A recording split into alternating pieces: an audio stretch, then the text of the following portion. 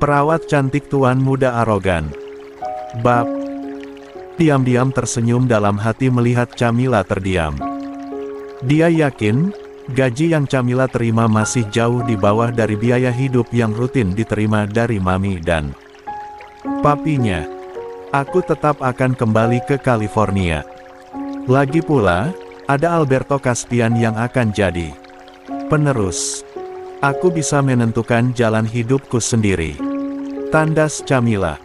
Alfian manggut-manggut sembari bersidekap.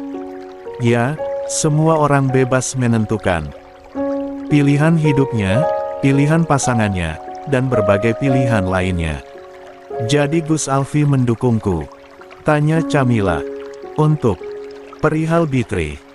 Nol, Alfian menggeleng tegas. Tapi aku mendukungmu untuk bisa mengambil hati keluargamu. Ah, kalimatmu ambigu. Camilla menggerutu. Sudahlah, sekarang kamu pulang dan bersikaplah manis, ucap Alfian. Tak bisa lama. Aku harus kembali ke California. Aku cuti 2 minggu saja. Cuti selama itu. Aku kesayangan atasanku jadi bebas cuti berapa lama pun. Alfian manggut-manggut. Selama 2 minggu aku harus bisa mengambil hati gadis ini. Tekad Alfian dalam hati. Brianna dan Albert sedang berada di kamar mereka di rumah Reza. Sayang, ternyata masih ada yang lebih parah dari aku cara berpakaiannya. Camilla, bisik Brianna. Ke pesantren mau melayat bajunya ketat dan transparan. Albert tersenyum. Lia, Camilla belum bisa menempatkan diri dengan cara berpakaiannya. Albert memijat pelipisnya. Kamu nggak pernah negur. Sering, sayang. Tapi selalu dianggapnya angin lalu. Petuah maminya saja selalu tak digubris. Kalau kamu kan tahu tempat. Dulu clubbing pakai baju seksi. Tapi ngampus pakaianmu sopan dan longgar. Apalagi saat kerja, busana yang kamu pakai sederhana tapi elegan. Kalau Camilla nyaris di semua acara pakaiannya ya seperti itu, tutur Albert. Brianna ingat saat pesta pernikahannya dengan Albert. Camilla hadir mengenakan dress sepanjang betis dengan belahan depan belakang yang terekspose sempurna. By the way, Camilla sebagai cowok apa sebagai cewek ya itu sama Bitri? Gumam Brianna. Albert mengedikkan bahu. Amit-amit jabang bayi. Nak, ibunda nggak benci aunty Camilla, kok. Kamu jangan mirip dia ya. Kamu mirip bunda sama ayah saja, ya. Brianna mengelus-elus perutnya. Albert tersenyum. Tetap baik dan temani Camilla. Ya, tentu saja. Orang dengan kehidupan gelap seperti Valerie, seperti Camilla atau yang punya sakit AIDS sekalipun sebaiknya jangan dikucilkan. Mereka tetap harus kita rangkul. Apa menurutmu aku akan cocok berteman dengan Camilla? Berapa lama dia ada Indonesia? Derajat tanya Brianna. Dia bilang sekitar 2 mingguan, jawab Albert. Brianna tercenung sesaat. Ada baiknya dia kerja saja di perusahaanmu. Ngapain kerja di perusahaan orang lain? Albert menggaruk tengkuknya. Camilla sudah terlalu nyaman hidup bebas jauh dari keluarga. Lagi pula, Kaksa tidak pernah ngotot Camilla menempati posisi penting di perusahaan. Ah, bukankah sudah kuceritakan semua? Hanya aku dan Kak Lani yang patut dipaksa mengurus perusahaan. Kaksa dan suaminya bukan orang tamak yang memaksakan Camilla harus turut andil mengurus perusahaan. Jadi mereka membebaskan kemauan Camilla, yang tetap ingin tinggal dan bekerja di luar negeri. Papar Albert menyampaikan sesuatu sehalus mungkin pada Brianna. Albert tak berani mengatakan jika Camilla bukan keturunan asli pemilik Perli, jadi tidak ada kewajiban ataupun paksaan untuk mengurus perusahaan. Terlebih Sharon menekankan, jika Camilla bebas menentukan pilihan hidupnya. Ah, ya, aku paham. Kenapa otakku jadi lambreta begini? Ya. Brianna baru mengerti maksud Albert. Padahal sebelum menikah, Albert sudah mengatakan jika Sharon bukan keturunan asli Dane dan Eric. Brianna tahu kisah masa lalu Lanita dan Sharon. Sepertinya Camilla bersama Alfian sudah datang, ujar Brianna saat mendengar hiruk pikuk di ruang keluarga. Ayo, kita keluar, ajak Albert. Tapi sebelum sempat Albert menarik lengan Brianna keluar kamar, Brianna lebih dulu merangsek memeluk Albert dan memberinya French kiss yang dalam dan mendebarkan. Sayang, kamu kenapa setiap berada di rumah Kak Lani selalu mencuri cium bibirku, sih? Albert terengah-engah. Selalu seperti itu, Albert kewalahan jika Brianna mencuri ciuman. Ya nggak apa-apalah, aku kan mencuri bibir suamiku sendiri bukan mencuri bibir suami orang. Brianna memberenggut manja. Albert menyentil ujung hidung Brianna gemas. Lalu keduanya keluar kamar, menyambut Camilla yang diantar oleh Alfian. Betapa tertegunnya beberapa penghuni rumah saat melihat Camilla yang mengenakan gamis polos longgar serta kerudung syari. Kalian kenapa pada bengong? Camilla berujar risih. Oh, karena pakaian aneh dan kuno ini, ya. Camilla melepas kerudung slup yang menutupinya hingga perut. Gerah. Gadis itu mengipas-ngipas lehernya. Alfian menghela napas tertahan melihat tingkah Camilla di depan keluarga besarnya. Sementara Sharon melotot sempurna melihat tingkah anak gadisnya yang urakan. Camilla, jaga sikap. Opa Aji Saka ingin bertemu denganmu. Kamu kabur kemana, sih? Mau nguntit si Bitri itu? Sharon emosi. Lanita mengusap punggung Sharon.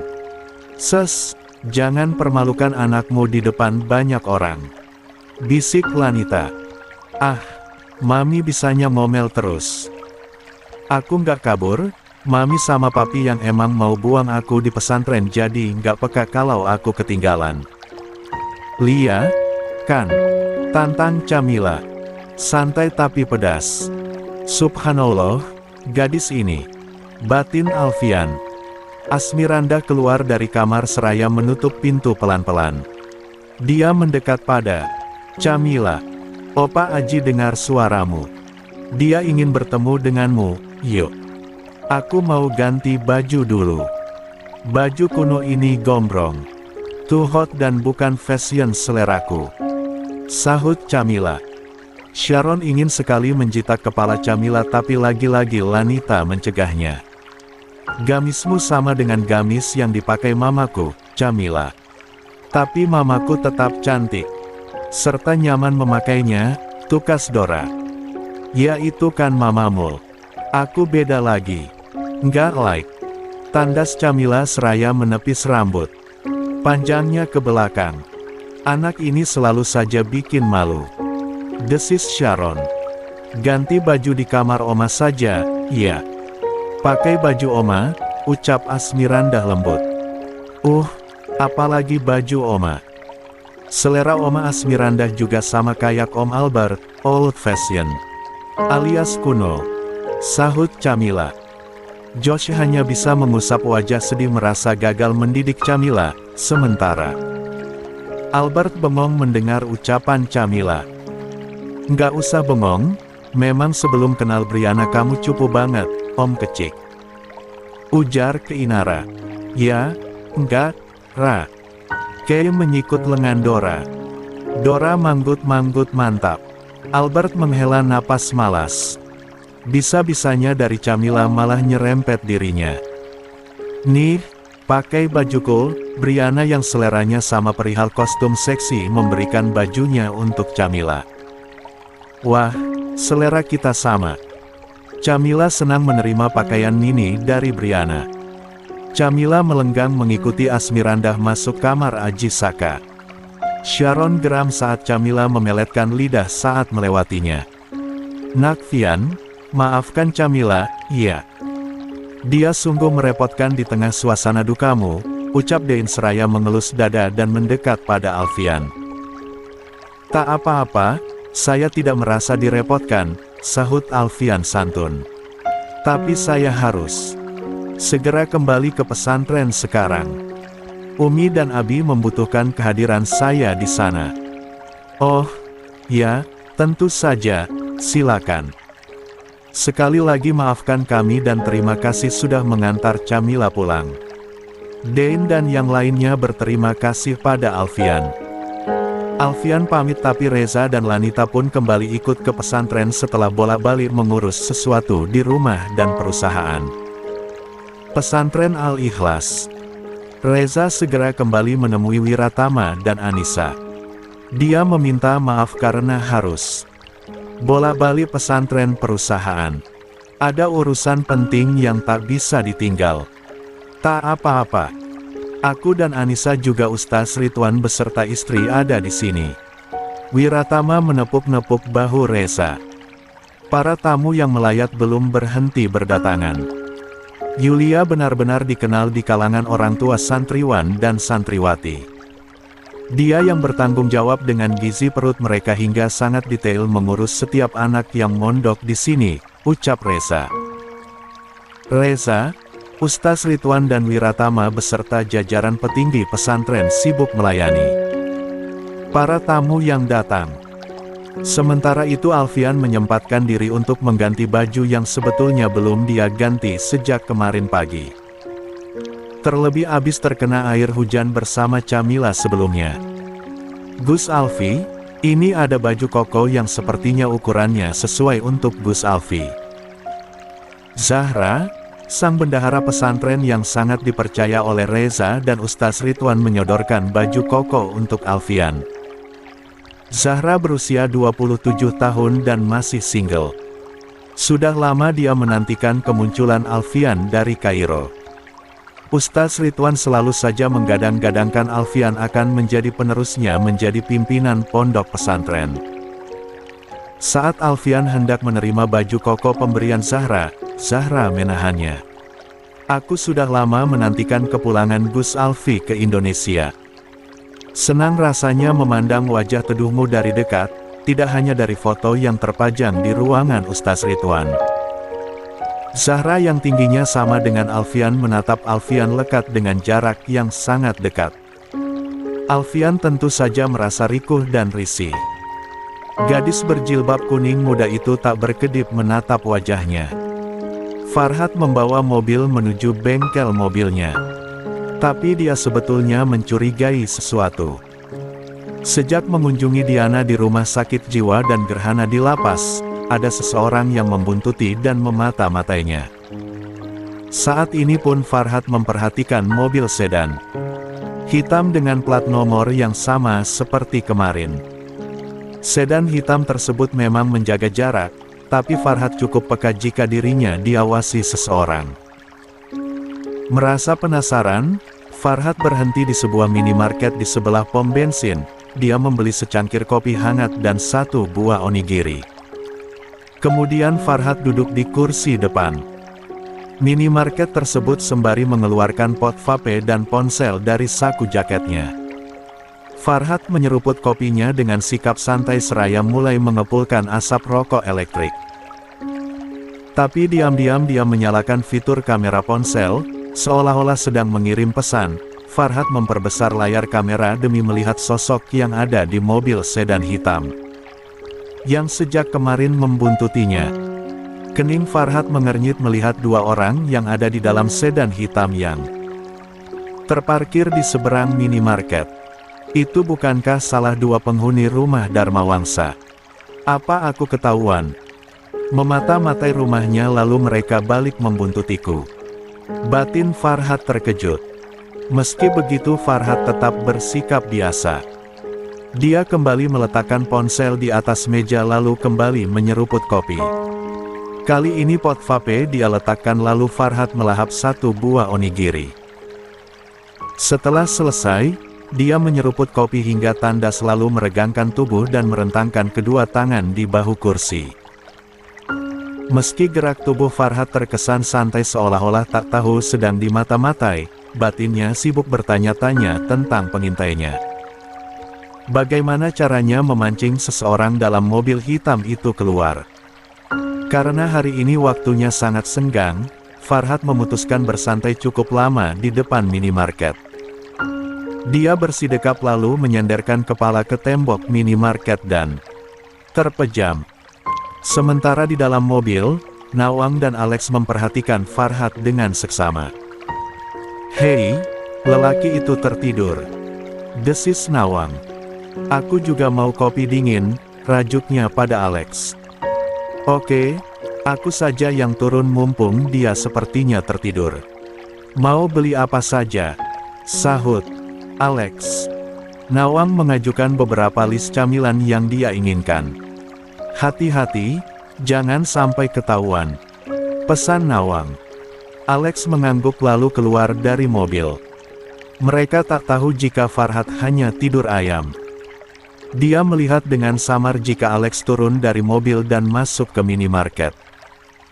Seketika Farhat bangkit dan menghampiri Alex yang sedang memilih-milih makanan. Pesanan Nawang di dalam minimarket. "Siapa kamu? Kenapa sejak kemarin selalu membuntutiku?" desis Farhat di belakang Alex. Hembusan napas Farhat terasa di tengkuk Alex. Alex menghela napas dalam. Memang sudah seharusnya dia melakukan pembicaraan serius dengan Farhat. Alex berbalik lalu tersenyum. "Ada waktu?" tanya Alex santai. Farhat mengernyit dengan masam. "Ya, sekarang." "Ya," jawab Farhat suka tidak suka karena dia pun merasa penasaran.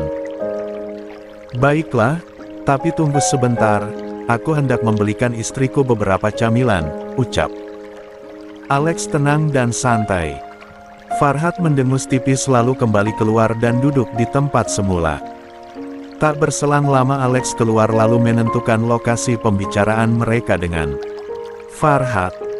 Nawang yang melihat dari dalam mobil heran karena Alex dan Farhat tampak berbincang-bincang. "Kalian sudah berkenalan?" tanya Nawang saat Alex masuk mobil dan menyerahkan belanjaannya pada Nawang. "Ayo, kita ke taman pusat kota. Kebetulan cuaca sedikit mendung, semoga tidak segera hujan." "Lelaki itu setuju kita ajak bicara," ucap Alex sembari memasang seatbelt. Nawang sibuk menghabiskan satu botol kopi dinginnya dengan bersemangat. Dia tak sabar untuk segera sampai di taman pusat kota. 45 menit kemudian Alex dan Farhat serta Nawang sudah duduk saling berhadapan di salah satu kursi tembok taman yang melingkar. Posisi mereka cukup jauh dari keramaian pengunjung taman. Farhat menunduk dalam mengingat Diana, ibunda Welly. Jadi benar Welly anak dari pasien yang bernama Diana di rumah sakit jiwa abadi.